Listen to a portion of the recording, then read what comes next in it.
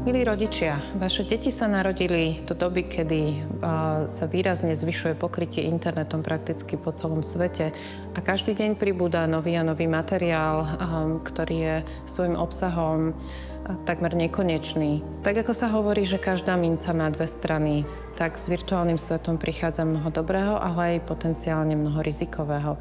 Je viacero krajín, ktoré skúmali, aký efekt bude mať virtuálny svet na deti a ukazuje sa, že má svoje významné riziká a tieto riziká môžu byť nebezpečné najmä pre deti a čím menšie dieťa, tým väčšie tieto rizika sú.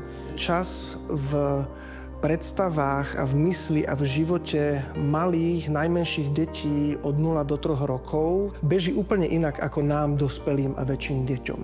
Minúty a hodiny v čase, ktoré strávi takéto dieťa od 0 do 3 rokov pred akýmkoľvek digitálnym obrazovkovým médium, sa dajú predstaviť ako dni až mesiace v našich dospeláckých životoch. Takže si viete predstaviť, ako veľmi môže vplývať aj len krátka aktivita na mozog a vývoj takto malého dieťaťa.